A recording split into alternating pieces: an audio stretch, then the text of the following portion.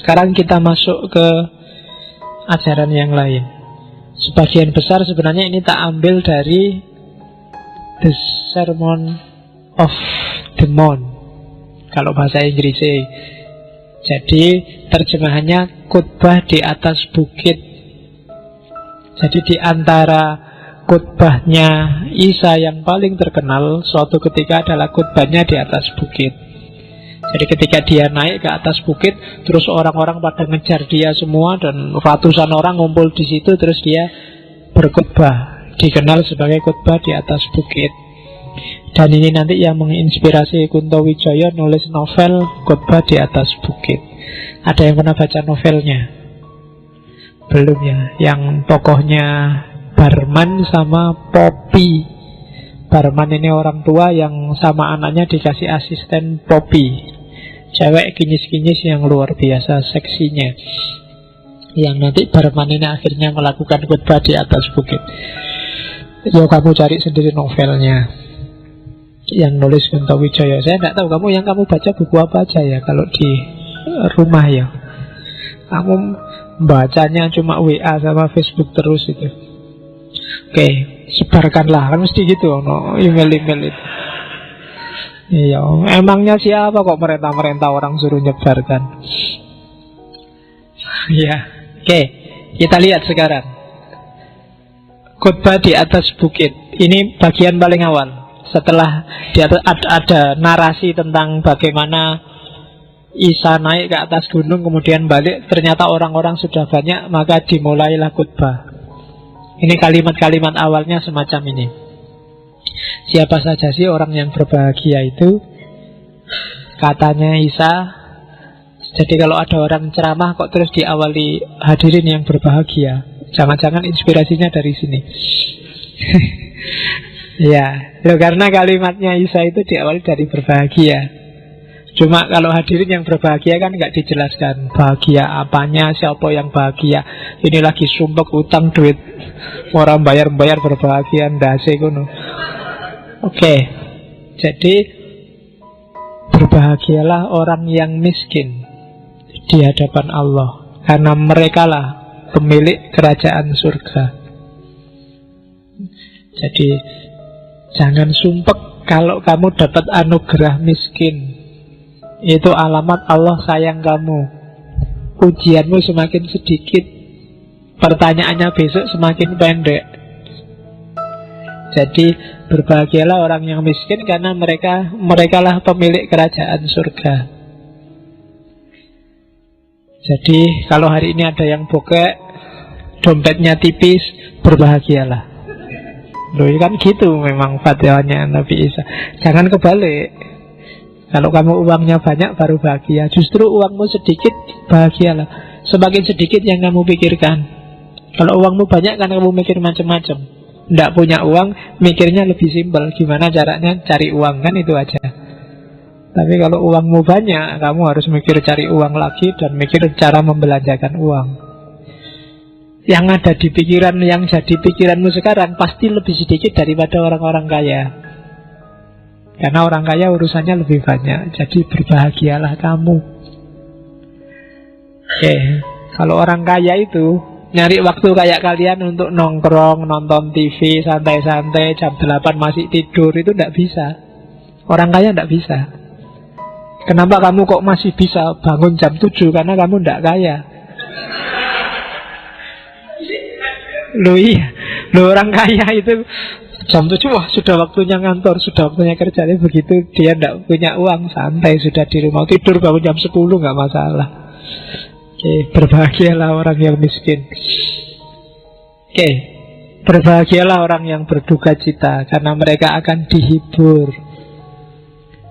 Ya, yang menghibur Allah. Kalau kamu sedang galau, kalau kamu sedang sumpek, kalau kamu sedang ada masalah, bahagialah. Berarti Allah perhatian padamu. Allah sedang menyapamu, Allah sedang menyenggolmu. Tidak apa-apa, kamu akan dapat hiburan. Allah yang akan tanggung jawab bikin kamu gembira. Jadi kalau kamu sedang sumpek, tinggal kamu ngadep ke atas. Wah, saya bahagia ya Allah, kamu masih ingat padaku, aku tidak dicuekin. Aku dikasih ujian kayak gini berarti kan perhatian padaku. Tak pikir aku dicuekin, mau ngapain aja boleh. Ternyata diingatkan juga tuh. Itu bagi yang sedang berduka cita, tenang aja, nanti Allah yang akan menghibur kamu. Berbahagialah orang yang lemah lembut, karena mereka akan memiliki bumi. Ini gak perlu tak jelaskan. Dunia ini miliknya orang yang penuh kasih sayang, penuh cinta, hatinya lemah lembut. Semakin kamu kemerungsung, semakin kamu terobsesi, berambisi, semakin kamu kasar, keras, semakin kamu galau dan tidak tenang hidupmu. Orang-orang yang tenang dan menguasai dunia adalah orang-orang yang lemah lembut. Berbahagialah orang yang lapar dan haus akan kebenaran, karena mereka akan dipuaskan. Orang lapar, orang haus itu kan biasanya nyari. Karena kamu lapar dan haus kebenaran, maka kamu akan nyari kebenaran. Dan tidak ada orang yang nyari kebenaran dan gagal. Cari cerita-cerita para filosof, cerita para nabi, Allah akan menyambutmu sampai kamu puas. Nabi Ibrahim nyari kebenaran, dan ketika Allah puas dengan usahanya, dianugerahilah kebenaran itu. Entah dengan jalan apa. Jadi bahagialah kamu yang masih pingin cari ilmu, pingin dapat pengetahuan. Apalagi umur-umur kalian. Meskipun kadang-kadang kamu salah niat. Masih muda niatnya besok kerja apa, besok kaya apa enggak, besok kawin sama siapa, kuliah ini ijazahku laku apa enggak. Yang di pikiranmu kan itu eman-eman. Kalau kamu nyari kebenaran, yang kecil-kecil akan ikut. Kamu akan dipuaskan oleh Allah dalam hidupmu. Yarfa'illahul ladzina amanu minkum waladzina utul ilma darajat. Derajatmu akan tinggi kalau kamu jalan di dunia keilmuan. Derajat tinggi tidak harus kaya. Biar nanti kamu rasakan sendiri. Berbahagialah orang yang murah hatinya, karena mereka juga akan dapat kemurahan dari Allah. Jangan pelit. Pelit itu tidak cuma urusan uang, urusan ilmu, bahkan urusan senyum, murahlah. Ya kan? Terus berbahagialah orang yang suci hatinya, karena mereka akan melihat Allah. Hanya yang hatinya jernih yang bisa merasakan dan tahu kehadiran Allah. Berbahagialah orang yang membawa damai, karena mereka akan disebut anak-anak Allah. Bawa kedamaian, kamu akan disebut pasukannya Allah. Kalau dalam bahasa kita mungkin Hizbullah, anak-anak Allah, pasukannya Allah.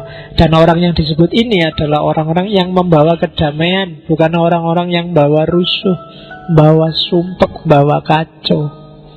Mereka pasti bukan tentaranya Allah. Allah malah malu kalau nyebut itu pasukannya. Ya kan? Pasukanku kok kayak gitu kan. Nggak mau mesti Allah. Pasukannya Allah adalah orang-orang yang membawa kedamaian. Dan terakhir, berbahagialah orang yang dianiaya oleh sebab kebenaran, karena merekalah pemilik kerajaan surga. Maka kalau kamu merasa sudah tahu benar, hidup dalam kebenaran, tidak harus takut apapun, tidak harus gentar dengan resiko apapun. Apapun yang terjadi, surga milikmu besok. Nah, itu kalimat-kalimat awal dari khutbah di atas bukit.